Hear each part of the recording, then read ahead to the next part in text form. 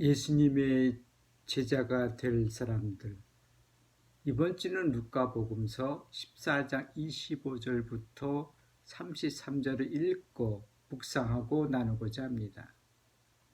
복음서에서 예수님께서는 누가 예수님의 제자가 될 수 있는지에 관하여 말씀하십니다. 누구든지 나에게 오면서 자기 아버지와 어머니, 아내와 자녀, 형제와 자매, 심지어 자기 목숨까지 미워하지 않으면 내 제자가 될 수 없다. 이 문장에서 쓰인 미워하지 않으면 고대 그리스어 미세를 미워하다라고 번역하였습니다.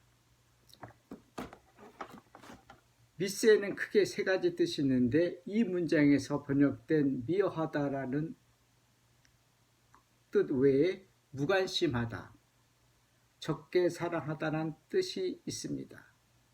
두 문장으로 이루어진 이 말은 부정의 뜻을 가진 말이 앞문장과 뒷문장에 있어 부정과 부정의 문장은 긍정의 뜻으로 이해할 수 있습니다.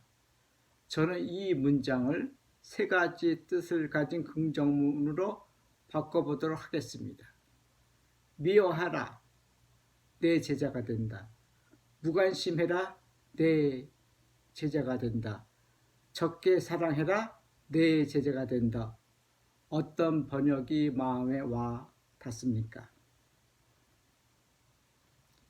미워하다라는 뜻은 증오심이 가득한 험한 말이 아니라 그 당시 그리스도 문화권에서 사용되는 말입니다. 우리 정서로 표현하자면 미운 3살, 7살 정도라고 할까요? 무관심해라에서 사람들은 대상에 관해 집착하거나 애착하는 것은 대상의 문제라기보다는 집착하고 애착하는 사람의 심리적 상태 때문이지요. 적게 사랑하라는 말은 조금이라도 사랑하라는 뜻입니다. 예수님의 제자가 되기로 결심한 사람들이 수도원에 들어갈 때 자기 부모나 가족으로부터 몸과 마음으로 거리를 두려 합니다. 이는 불가에서 출가할 때 인간관계로 맺은 끈을 끊으려는 것과 같습니다.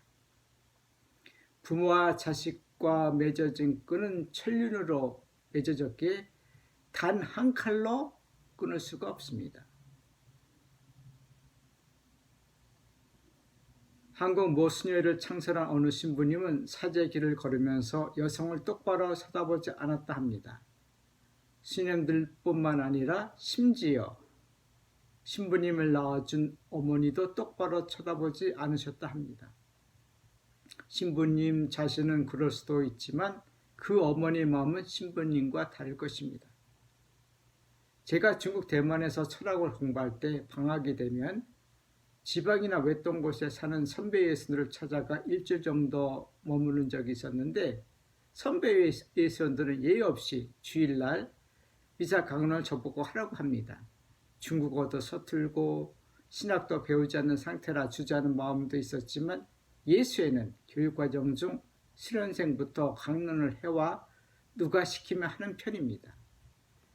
주일이 되자 성당에 약 50명이 안 되는 교우들이 모였는데 그 중에는 한국 수녀님들이 계셨는데 한국 수녀님들은 마침 근처 양론에서 중국인 노인네들을 돌보고 계셨지요.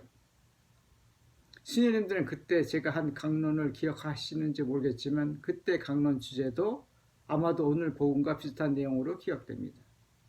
그때 한 강론은 이렇습니다. 동양 사상에서 자식이 부모를 사랑한다는 말보다도 자식들은 효심으로 부모를 섬기고 부모는 자식들에게 자애를 베푸십니다. 효라는 뜻은 늙고 힘이 빠진 부모를 자식들이 없는 모양이며 자애라는 뜻은 수풀로 가려진 둥지에서 어미새가 먹이를 물어 어린 새끼들을 돌보는 모양인데 효심과 자애심을 가진 사람은 하나님을 사랑하는 마음이 있다는 것입니다.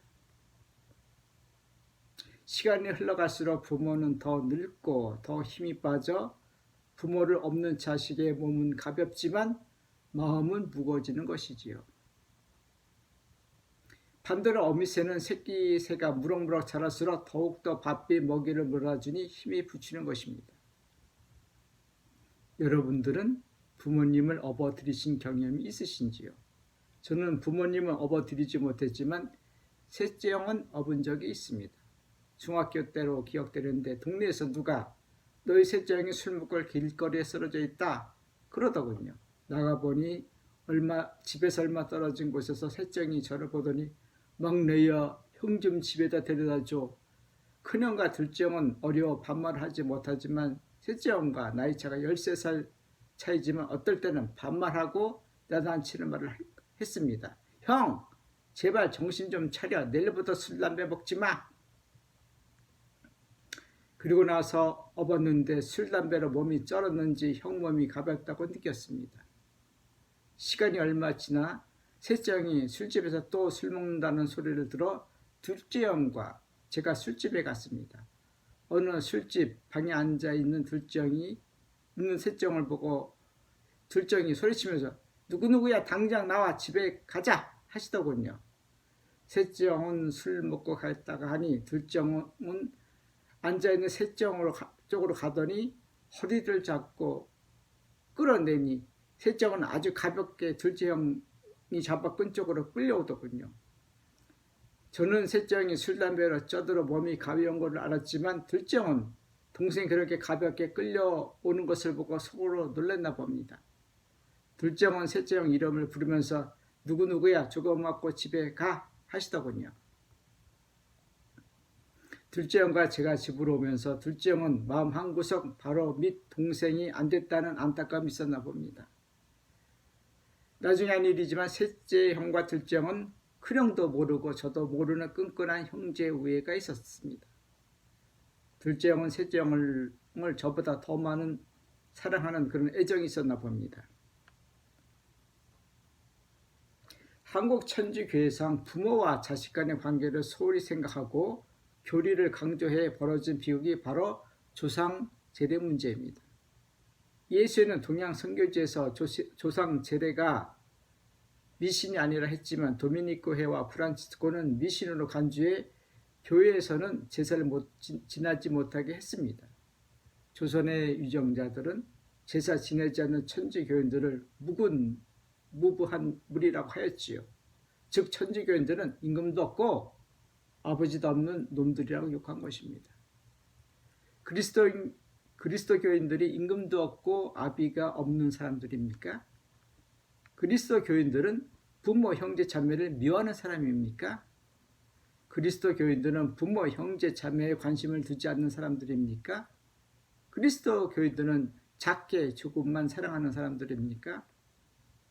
이번 주 루카복음서에서 부모를 미워하라 그러면 나의 제자가 된다는 이 말은 오해를 불러일으키는 말이니 저는 예수님의 제자가 되려는 사람들은 부모, 형제, 자매들을 조금씩 적게라도 사랑해야 예수님 제자가 된다고 말씀드리겠습니다. 고대 그리스 말 미세이는 앞서 말씀드린 바 조금씩 적게 사랑하라는 뜻이 있는데 이것은 조금만 사랑하라는 뜻이 아닙니다. 조금이라도 적게 부모, 형제들을 사랑하는 뜻입니다. 어찌 사람들의 사랑을 크다고, 작다고, 많다고, 적다고 어림하겠습니까? 사랑하는 마음이 있는 사람이 바로 예수님을 사랑하고 그분의 제자가 될 수 있는 사람들입니다. 이번 주 복음을 통하여 나누고 싶은 것은 예수님께서는 천륜과 인륜에 반하는 잔인한 가르침을 주시는 분이 아니라 사람들을 사랑하는 마음에 크고 작음과 관계없이 모든 사람을 사랑하는 마음으로 당신을 사랑하고 따르길 원하신다는 것입니다. 예수님께서는 사람들보다도 예수님을 더 사랑하라는 비교하고 따지는 웅전한 마음을 가지고 계신 분이 아니라 작은 사랑이라도 그 사랑을 바탕으로 가족을 사랑하고 이웃을 사랑하고 하나님을 사랑하기를 바라시는 것입니다. 그런 사람들이 바로 예수님의 제자가 될 수 있는 것입니다. 고맙습니다.